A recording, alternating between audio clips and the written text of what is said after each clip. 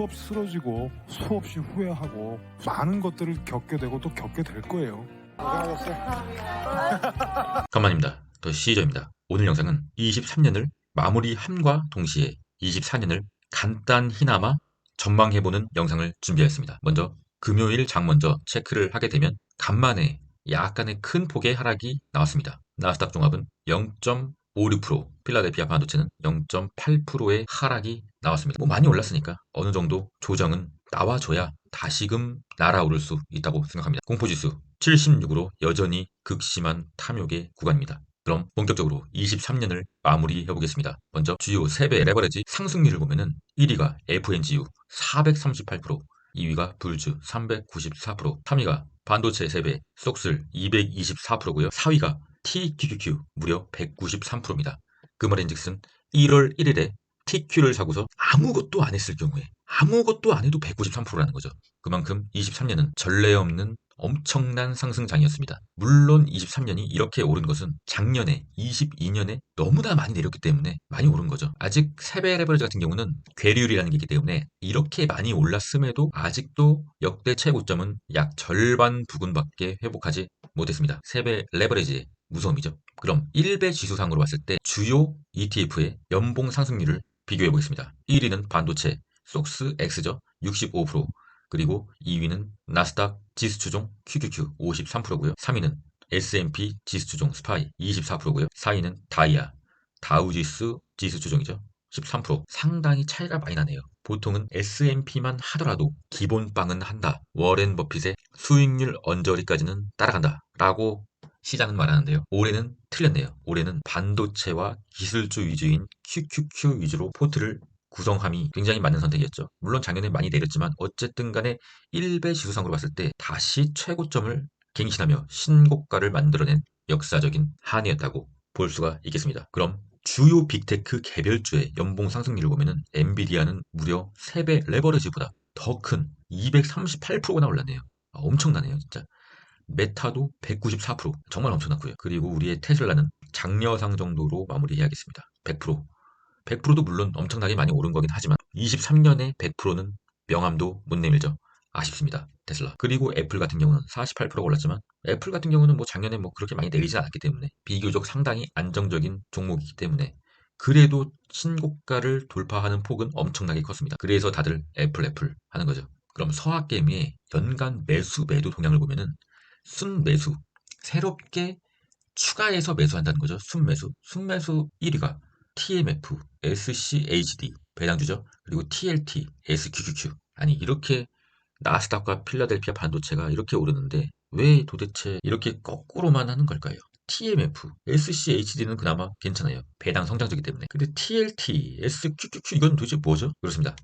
매도상일 보면은 쏙슬, TQ, 테슬라, 쏙스S 뭐 그럴 수 있습니다.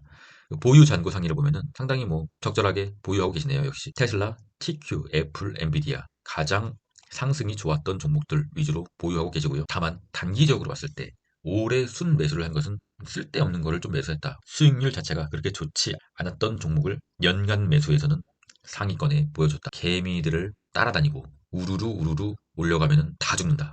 증명되었죠. 1년 동안 서학개미 순매수 1, 4위의 연봉 상승률입니다. 1위 TMF 마이너스 15%, 2위 SCHD 0.78%, 이자도 안 나왔고요. 3위 TLT 마이너스 0.8%, 4위 SQQQ 마이너스 75%. 여러분, SQQQ는 절대로 장투를 하셔서는 안 됩니다. 무조건 단타 또는 짧은 스윙, 연봉을 보십시오. 어느 구간에서 하더라도 절대 수익권이 안 옵니다. 그렇습니다, 여러분. SCHD 같은 경우는 배당 성장주기 때문에 다시 오를 거예요. 시간이 좀 더 많이 필요하긴 하겠죠. 하지만 SQ는 안 됩니다, 여러분. 무조건 단타 또는 스윙입니다. TMF, TLT 긍정적으로 보고 있습니다. 하지만 올해는 TQ와 쏙스를 하셨어야죠. 그럼 나스닥 1배 지수 QQQ 차트 한번 보겠습니다. 제가 선을 하나 추가했습니다. 별 의미는 없고요. 20년부터 21년 말까지 엄청나게 2년 동안 상승했던 추세 하단 그래프의 길이와 지금 현재 23년 초부터 현재 상승장인데 이 길이로 똑같이 한번 복사해서 붙여넣기 해봤습니다. 굉장히 의미 없는 짓이죠. 한번 해봤어요, 그래도. 그리고서 제가 차트를 좀 멀리서 보니까 이러한 그림이 나오더라고요. 이 장기 추세선을 이탈하지만 않으면 어쨌든 닿아서 하락을 하더라도 주가가 하락을 하더라도 결국엔 다시 이 추세선을 타고 올라가지 않겠느냐. 24년에 그렇게 올라가지 않겠느냐 조심스럽게 예측을 해봅니다. 현재는 극심한 탐욕의 구간이고요. 약간의 조정이 필요하다는 뷰이니까 만약에 조금 더 오르더라도 어쨌든 조정을 한번 보여주고 금리 인하가 시작되는 지점에서 단기적인 좀 조정을 보여주고 그리고 또 중후반기에서 갑자기 또 올라주는 뭐 이런 24년의 전망을 내놓아 봅니다. 그 이유는 여전히 24년도 미국 지수의 상승을 예상하고 있는 그 이유는 24년에 금리 인하라는 엄청난 기대감과 24년 11월 5일, 24년의 연말에 미국 대선이라는 거대한 재료가 있기 때문입니다.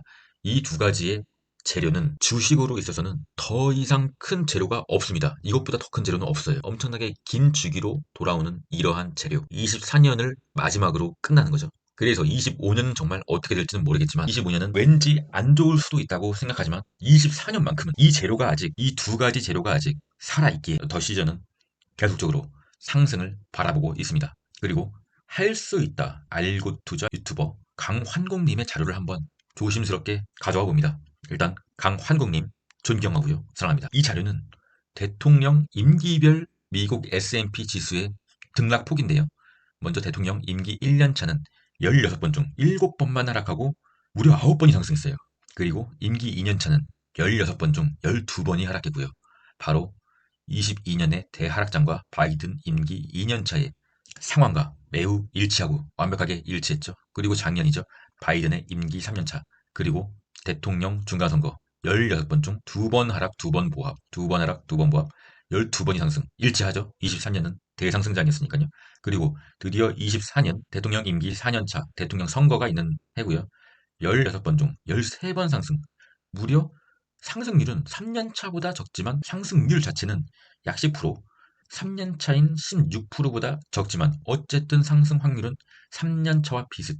상승할 확률이 굉장히 높다는 거죠. 그리고 바이든은 연임을 위해선 어쨌든 증식을 부양을 시켜야 됩니다. 증시가 올라야 바이든의 지지율이 오르기 때문이죠. 수단과 방법을 가리지 않을 거라고 생각합니다. 변수는 트럼프고요.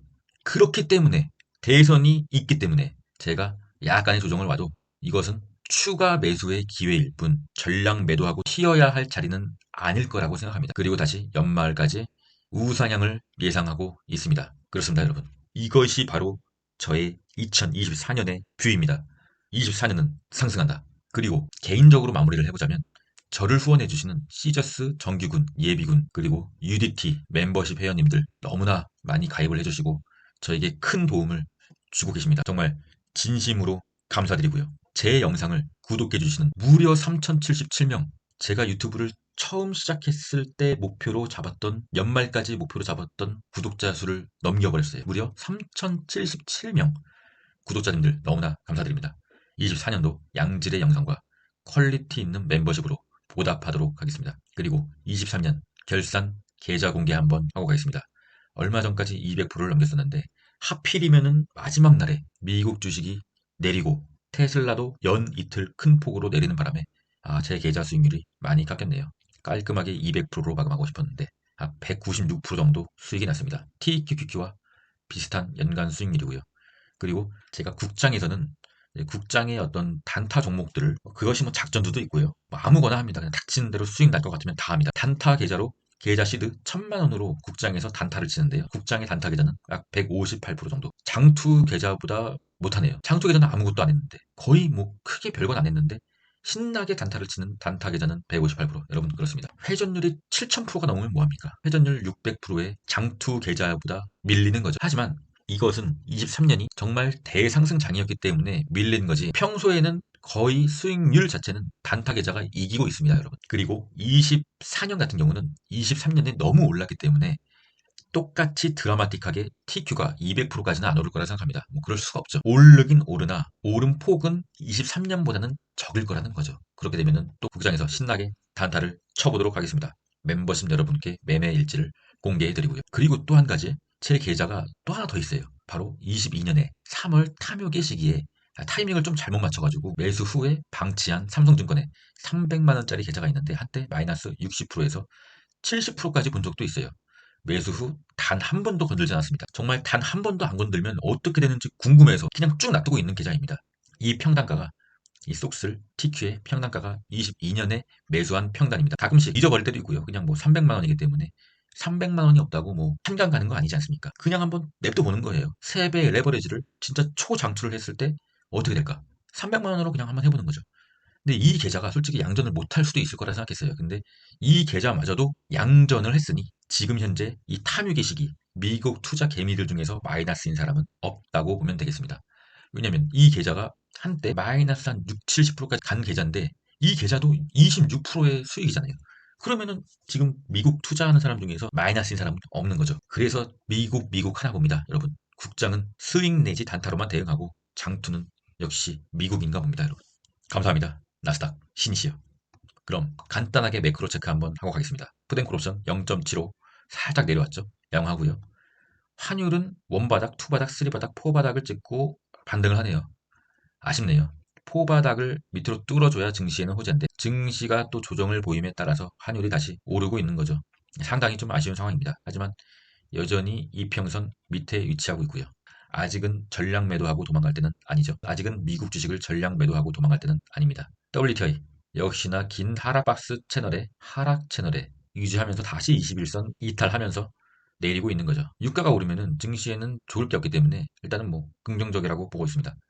테슬라 23년의 마지막 날에 급락을 해주면서 마감을 하였네요. 근데 21선 주황색 21선을 터치를 하였죠. 추세가 하방으로 꺾인 게 아직은 아닙니다. 하지만 하방으로 꺾이면 뭐 어떻습니까? 분할 매수기 때문에 더 삽니다. 저는 TQQQ 파랑색 11선을 이탈해주면 안 됩니다. 현재 파랑색 11선을 이탈해주면 이 주황색 21선까지 쭉 밀릴 수가 있어요. 쭉 밀리더라도 끝난 건 아니지만 TQ는 3배이기 때문에 이만큼 간격의 퍼센테이지가 엄청 커요. 그래서 일단 11선은 좀 사서 해줘야 되는 상황입니다. 새해 첫 거래일에 어떻게 되는지 지켜보도록 하겠습니다. 썩슬도 똑같은 차트를 그리고 있고요. 황제 불주도 역시 똑같은 차트를 그리고 있습니다. 그리고 다음 주 주요 일정으로는 1월 1일은 당연히 모든 주식이 다 쉬는 날이고요. 1월 3일 수요일에 모기지 시장지수 증시에 큰 영향을 줄 수 있는 지수는 아니고요. FOMC 발킨의 연설이 있습니다. 매파적 의원이죠. 발킨의 연설을 한번 들어봐야 되고요. 4일에 새벽 4시에 FOMC 회의록이 공개가 되죠. 저번 FOMC에서 파월이 굉장히 비둘기적인 얘기를 했지만 회의록이 공개되면 또 다른 해석이 나올 수 있으니 정확하게 비둘기적인 상황이 맞는 건지 관심 있게 지켜보도록 하겠습니다. 그 외에는 별다른 중요한 일정은 없는 것 같습니다. 새해니까요. 마지막은 주식 명언으로 마무리하겠습니다.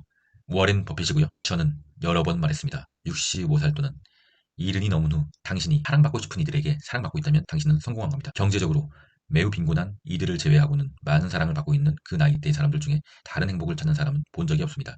전 그리고 크나큰 자손을 일군 부자들, 그러니까 자신의 이름을 따 학교를 세우고 저녁 만찬을 즐기는 이들 중 아무에게도 사랑받지 못하는 사람들도 봤습니다. 심지어 그들의 자녀들조차 곧 갈게요, 곧 갈게요 만 되풀이할 뿐 그들을 찾진 않았죠. 진정한 성공이란 내가 사랑해 주었으면 하는 사람이 나를 사랑해 준 것입니다. 주식을 해서 돈을 많이 벌면 좋죠. 근데 그 주식에 대한 스트레스가 뇌를 지배해서는 안 됩니다. 결국 우리가 주식으로 돈을 벌자고 하는 이유는 내가 사랑해 주었으면 사람이 나를 사랑해 주기 만들기 위해서 돈을 버는 것이기 때문입니다. 본질을 잊지 마시고 24년 여러분들이 하시는 일이 모두 잘 되길 기원하겠으며 24년도 저는 끝까지 하겠습니다. 이상입니다.